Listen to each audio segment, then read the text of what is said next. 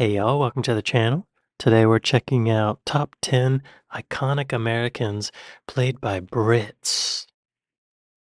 They fly the flag for the US and for Britain. Welcome to Watch Mojo UK, and today we'll be counting down our picks for the top 10 American icons played by Brits. Okay. Before we begin, if you enjoyed this video, be sure to subscribe for more great content. For this list, we're looking at real or fictitious icons who have been instrumental in shaping American history and culture, but have been portrayed by a British or Irish actor in film. Okay, so these are American characters played by British actors is what he's saying. Fictitious or real. Okay.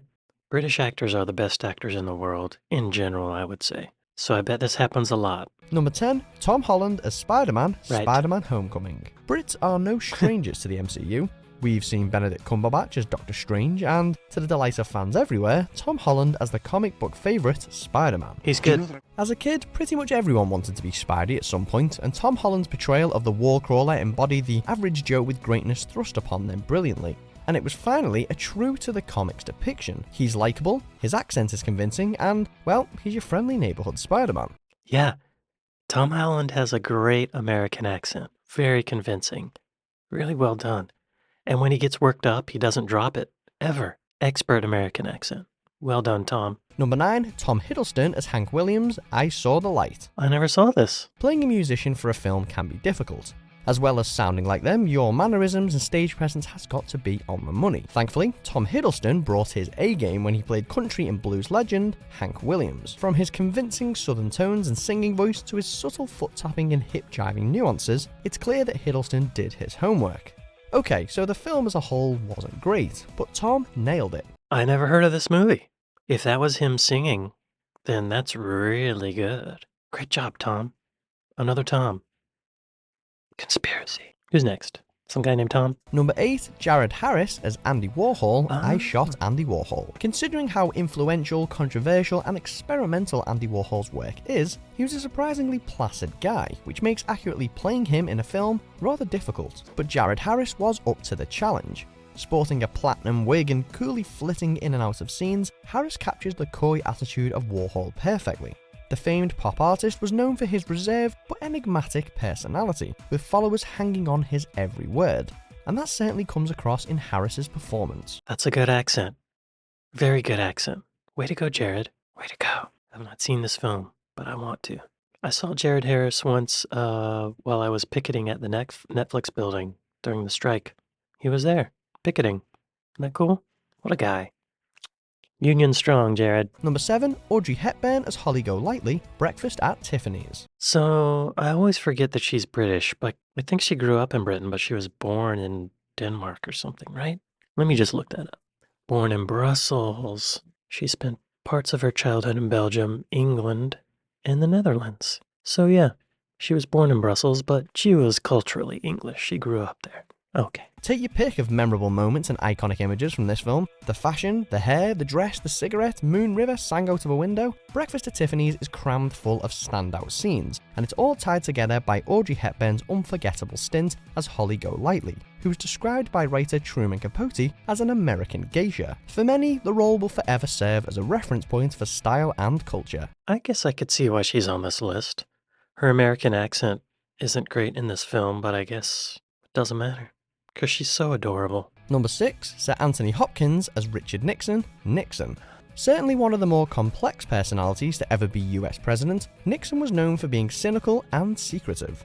Anthony Hopkins' portrayal lies somewhere in between the real Nixon and the exaggerated character in the media, giving us an insight into who he was and who people perceived him to be. From his hunched body language to his unforgettable speeches, it's an honest take on the man, and one well deserving of Hopkins' Academy Award nomination. I think I missed this one. I don't think I ever saw it. I probably can't play the clips of him speaking in the video, but just listening to him, it's not a great American accent. It's okay. It's technically an American accent, but there's still something about his vowels that sound very British. But it's Anthony Hopkins.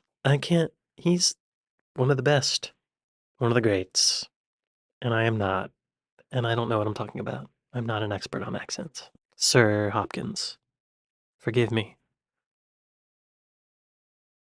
Cast me in your next project. Number 5, Christian Bale as Batman, The Dark Knight Trilogy. Okay, yeah. No, we haven't forgot about Henry Cavill as Superman, but for the DC Universe, our vote goes to Christian Bale as Batman. Christopher Nolan's realistic take on the comic book character demanded a versatile performance, and Bale had the acting chops for the job. Whether he was having an emotional heart-to-heart with Alfred as Bruce Wayne or interrogating the Joker as the Caped Crusader, Bale's Batman explored every facet of the character, giving us a hero that kids and adults alike can look up to. Swear to me. Yes, Christian Bale is a wonderful actor. His American accent is one of the greatest ever by a British person. I think his idea to talk like this as Batman was really smart, and it's grounded in reality because Batman would want his voice to not be recognized as Bruce Wayne. You know what I'm saying? Pretty good. Number 4, Charlie Chaplin as the Tramp. Oh, yeah. I forget he's Undeniably British. Chaplin's best known persona, the Tramp was the little guy always striving to succeed and fit in, and in many ways, he Great represented character. the quintessential struggle for the American dream.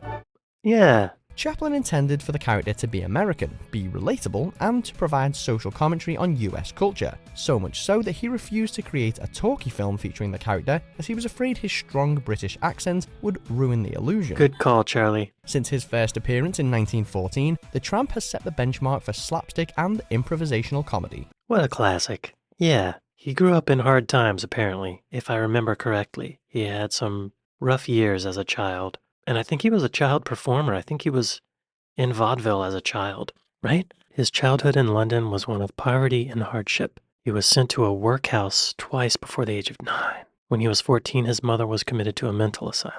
So he didn't perform in vaudeville, but he performed as a child. Good for him. Yeah. Yeah, Charlie Chaplin, of course.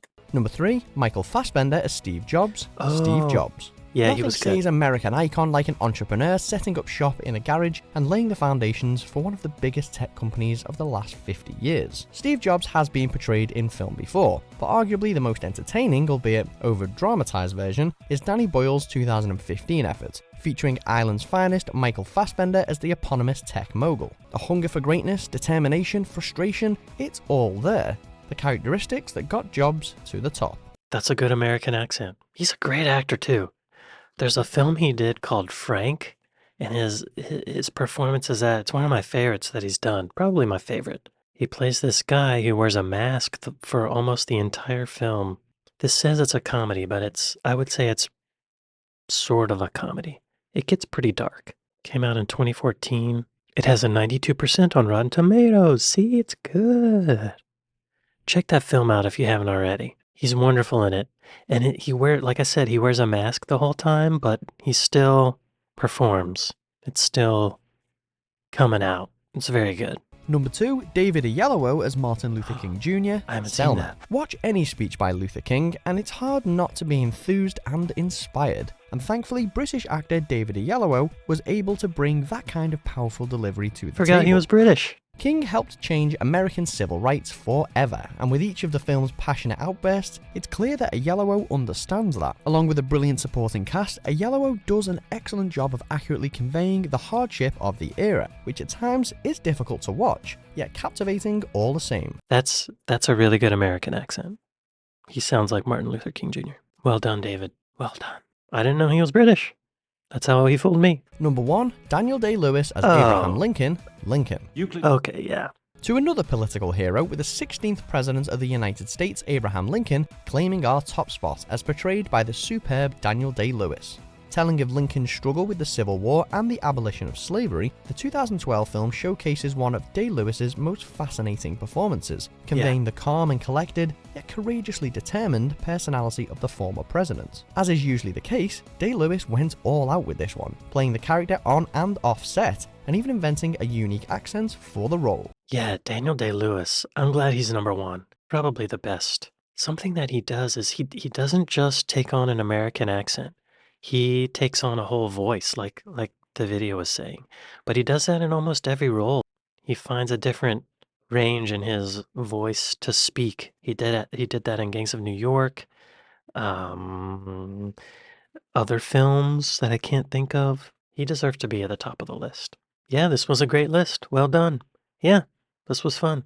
Thank y'all for watching this with me, and I'll see you next time. Later.